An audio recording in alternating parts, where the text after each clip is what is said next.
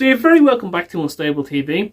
So today we have a video about history, but before we get into that, if this is your first time on the channel, do not forget to like, subscribe, comment, share, hit the bell, and if you're back with us again, thank you.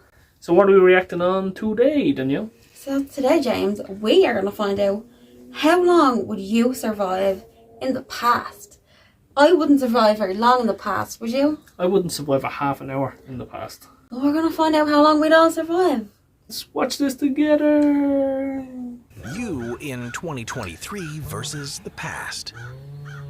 Thanks to the technological advances of the modern age, in 2023, life is pretty safe. In the past, however, many of the things we take for granted now were likely a death sentence for our ancestors. Amputations. In 2023, if you need to get an amputation, then it's usually a fairly safe procedure and performed by highly skilled surgeons. Pumped with anesthesia and put to sleep, an amputee nowadays never has to witness their own dismemberment. But from the first recorded amputation 31,000 years ago in Borneo until the early 20th century, if you had a serious infection or injury that required amputation, the experience was brutally different.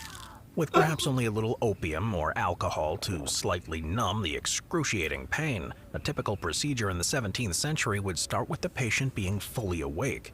What followed was a wrestling match between the surgeon's helpers and the patient, as the individual was grappled onto the bed and desperately told to keep still. The surgeon began by making 2 deep incisions with a sharp knife, upon which the patient started to scream in agony. Then another knife was used to cut down the flesh until it reached the periosteum layer, the membranous tissue that covers the bone. This was scraped off in preparation for the most traumatic stage of the operation.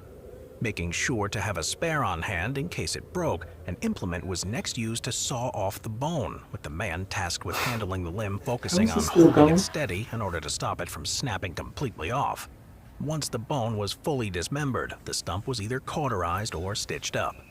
If the surgical procedure didn't kill you, the bacteria from unwashed, rusty instruments usually caused an accompanying infection that would finish you off afterwards. Vaccinations. In 2023, the perfection of the vaccination process has helped protect us from nasty pathogens and ghastly diseases. But in the past, early misguided attempts to inoculate against awful sickness often had disastrous consequences.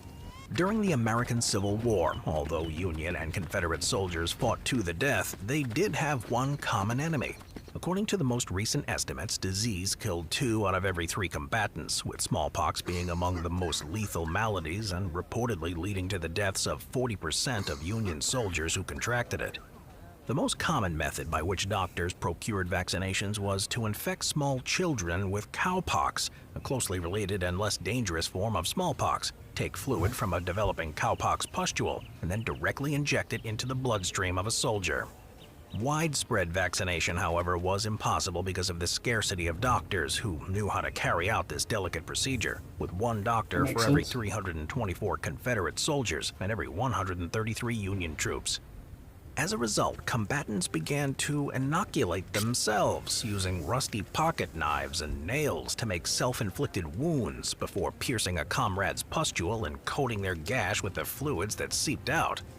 Such a method did more harm than good, for as well as catching any infections from the unsterilized points they had stabbed themselves with, many soldiers mistook the smallpox carbuncles that they hoped would safeguard them from syphilis blisters, accidentally contaminating themselves with an illness which, left untreated, could lead to paralysis, blindness, heart disease, and death. Travel. I'm going to just try and forget about the whole amputee thing because that was nasty. Even when it's animated, how is it still that stomach curdling and graphic? You can almost feel someone at your bones then watching it, can't you? My leg was getting real weird there. I was getting like the old heebie-jeebies in the leg there. I forgot all about that. They didn't know properly how to wash their tools yet, and the bacteria would slowly eat you. So if you didn't die on the table, the bacteria got you instead. Good luck. I know the Joe was pulled a bit of a face when they said, you know, vaccinations have been perfected. That's not true. There is always that a little bit of a risk, no matter how small it is.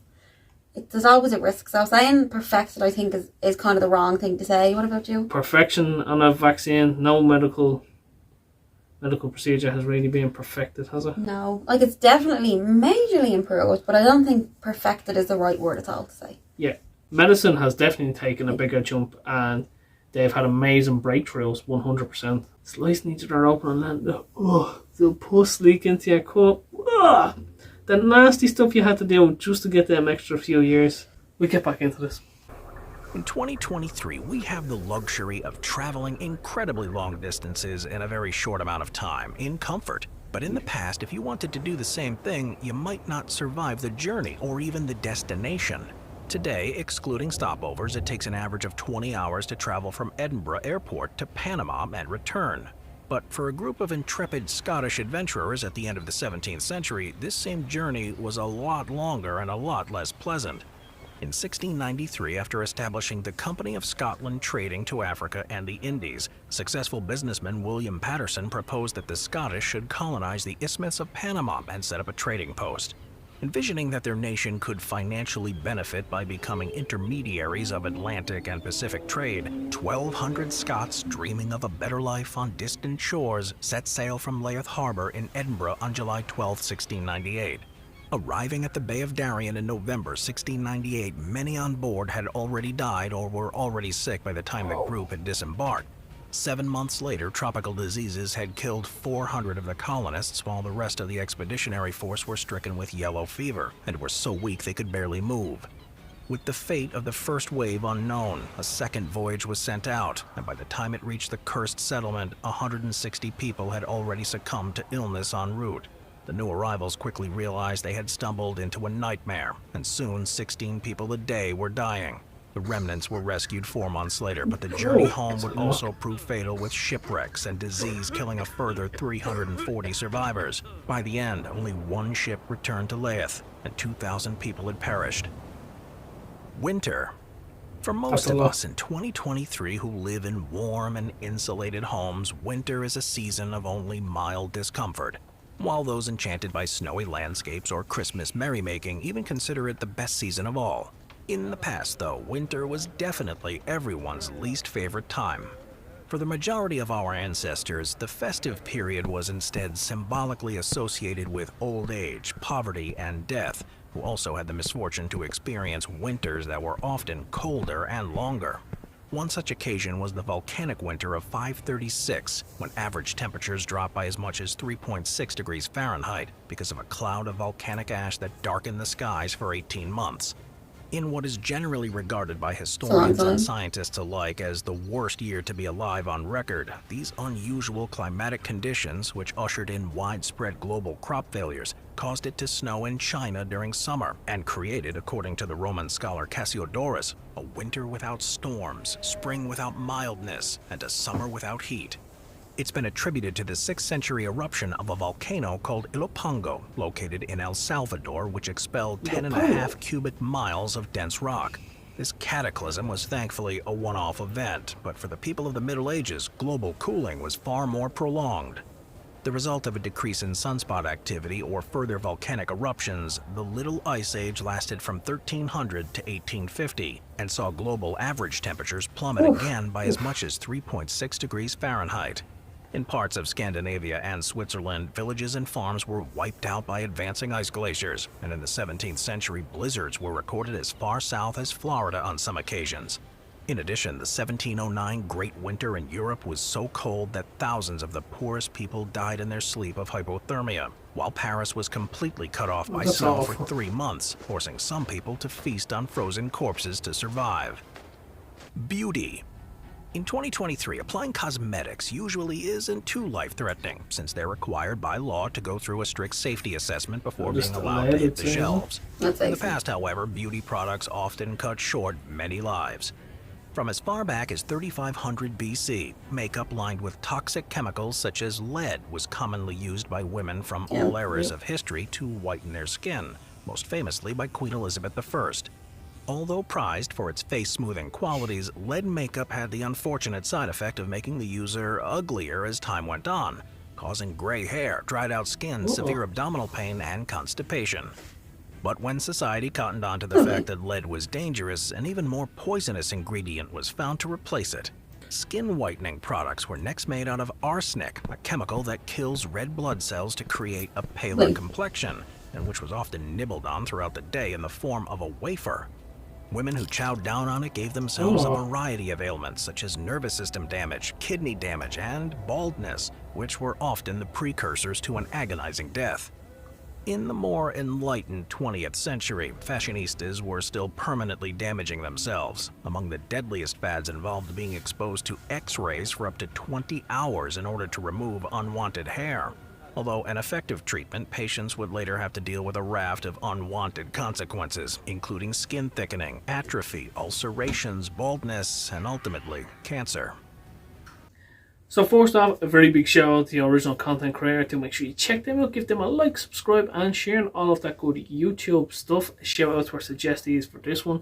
History video does go a long way because it's helping you be thankful for what we have today in terms of studies, medicine, health, and beauty. Scary stuff what people have to go through. There is scary stuff to go through nowadays, but not quite as scary as that. What did you think of that, Danielle? Yeah, well, I mean, even with the fashion industry today, with everybody, well, not everybody, but with a lot of people getting boob jobs, bum jobs, face, everything, that can still be really dangerous as well. So, yeah, there's no lead, but it's still not great. But that's only that, I suppose. Makeup it's a lot different now than it was.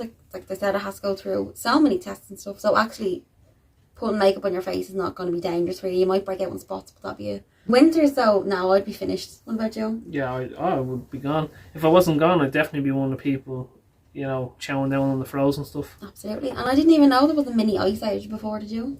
No, but it makes sense. It does. And it was only recently as well. It wasn't too long ago. I'm surprised there wasn't more mini ice ages or more warming of the planet mini ones. The volcano, it seems to be there was always a volcano causing some type of mischief throughout history. If it wasn't Mount Vesuvius, it was something else. Definitely, the worst part would be to live through is when they're discovering how to amputate. Yeah. And not only that, what was it, an auditorium, they're watching you being chopped up on the table, which is even like, what? Well, I mean, look at lobotomies. Lobotomies weren't too long ago either, and they had an audience for it too, and they were cracking into your skull. Yeah. So, I mean, has it really changed? Yes, it has. Yeah. But definitely one of the big things that I'm taking away from this is, thank God that people figured out how to clean things properly. Yeah. And we figured out anesthesia. Exactly.